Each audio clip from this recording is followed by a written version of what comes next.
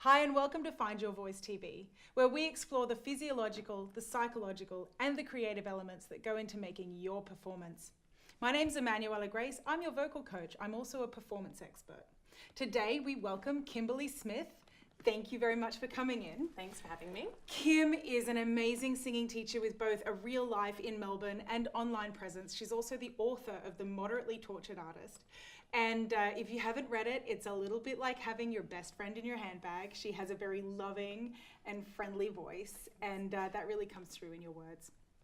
So today, Kim, we're going to talk about what to look for in a singing teacher. Now, I'm a vocal coach. I have had lots of singing teachers. Some were incredible and life-changing. Some were just not a good fit. Yeah. And let's talk about that. How do you know when someone's a good fit, when they're right for you, and how do you know when to walk away? Yeah, and I think just giving yourself permission to walk away and not, what they call like flogging a dead horse. I think that we assume that it's about us a lot of the time rather than putting the onus on the singing teacher themselves. So I think in terms of a good fit, you need to feel comfortable. So you need to feel comfortable being around them for long periods of time.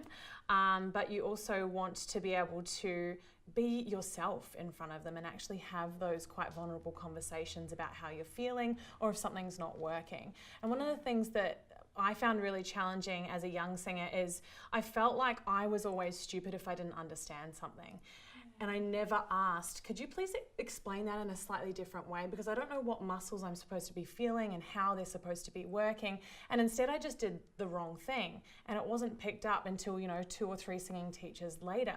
So I think that it's really problematic when you start to think, if I'm doing something wrong, it's because of me. It's not because of the way that the singing teacher has explained it. So I always tell my students, go and explore different singing teachers. And if your singing teacher says you can't see another singing teacher, that's a big warning sign. Yeah, major warning sign. Yeah, because everyone explains things differently. And there are so many different techniques as well. And you really want to be paying attention to what feels good for you and good in your body. So my students are driven crazy. I'm constantly like, how does it feel? How does it feel? Tell me how it feels. Because that's really what you've got to be, the guidance you've got to be listening to.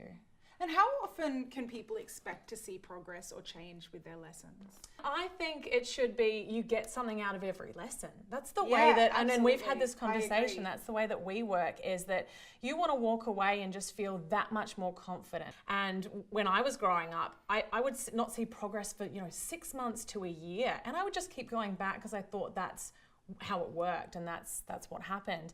But I think you really want to leave either feeling more confident or you've got a new skill or you have more of an understanding of how to teach yourself outside of the studio, because you don't want to be coming back to a singing teacher just as a crutch. You want to be able to teach yourself and make progress between lessons, and it's really about having that understanding of how to do that. And I think that there's a lot of teachers that I've met that think, I've got to, if I don't see a student for 5 to 10 years or longer, then I've done something wrong. And I think you've done something right. If I can pass students on to the next level or getting more and more specific about what style they're doing, I think that that's much more valuable. Yeah, well, I'm going to paraphrase Einstein for a second here, where he essentially said something like, a smart person fixes problems, a genius prevents them from happening in the first place. I love that, yeah.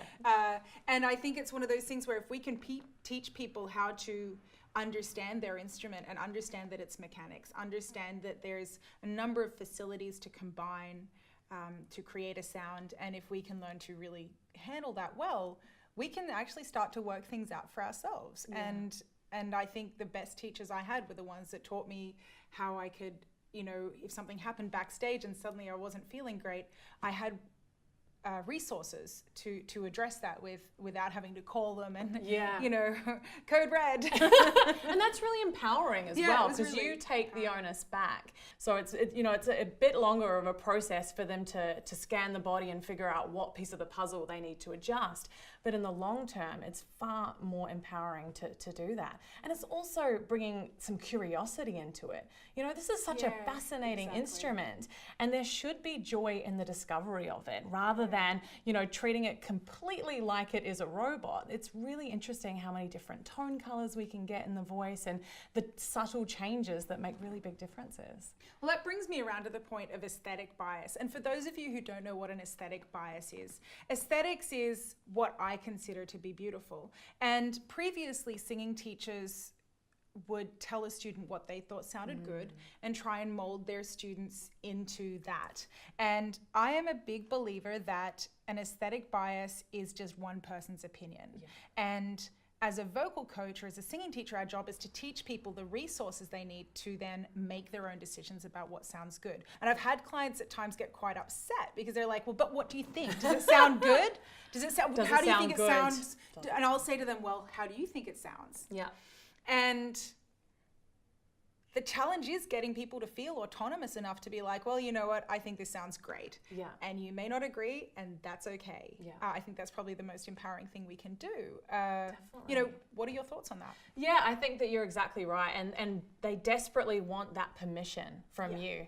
And just saying, you're allowed to sound like this, or you're allowed to think that you sound good. But it really is about what tone color do you like? Let's make it a little bit brighter or a little bit darker. Or if you want to add breath to it, who am I to say that it's not okay as long as you're doing it in a healthy way? So yeah, it comes down to the way that it feels. Does everything feel right? Is anything tight?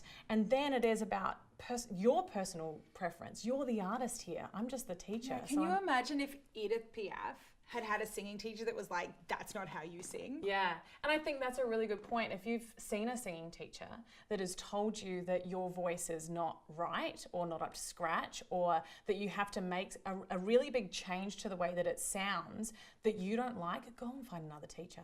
Yeah, exactly. Yeah. One last question. Yeah. When it comes down to education and qualifications, what do you think is important when you're looking for a singing teacher? They need to constantly be learning themselves. That is something that we've talked about. So is that they need to be continuing their own education rather than wiping their hands. If you're looking for somebody like yourself that has a really solid background in the science of things, you do need to have somebody that has that understanding. So it's really about how you want things to be described. It's about how much do they know in terms of how much are they showing you. But if something works for you, maybe then give them a go. You know, it's really so personal, I think. And you can tell if somebody doesn't know what they're talking about. Yeah. I would like to think that you can probably if you tell. walk away with your voice not feeling good Yeah. after a session, I think that's a pretty good indicator. Or if you walk away with not feeling here like it's good after a session, that's a pretty good indicator that it might be time to try someone else, and be open to asking for recommendations. And I actually just want to say that if any of you would like a recommendation, I firstly would recommend Kim. She's wonderful and she teaches online. But if you want someone who's more hands-on or who's in your local area, hit us up. If we don't know someone, we will reach out to our network of people that we trust and that we would vouch for. I have taught personally in London, in Oslo, in Paris, in Melbourne. You have Global. Yeah, we are global teachers, and we have a global network. It's like a singing teachers club. So if you're looking for secret society. Yeah, and look, it's an unregulated industry right now, which is why recommendations are really important. And we're really happy to make recommendations. And if they're not a good fit for you, keep trying. Well, Kimberly, thank you so much for coming in to talk with us about what to look for in a singing teacher. I think the same can go for a vocal coach or any practitioner that's working with you on your performance. Ladies and gentlemen of the ether, this is Emanuela Grace from Find Your Voice, giving her thanks to Kimberly Smith, author of The Moderately Tortured Artist. Thank you. I hope to see you again soon. This is Emanuela signing off. Hi, I'm Kimberly Smith from inspiredtosing.com, and if you would like to get your hands on a copy of The Moderately Tortured Artist, you can go to moderatelytorturedartist.com. I know it's a long URL, or you can also get it on Amazon and Kindle.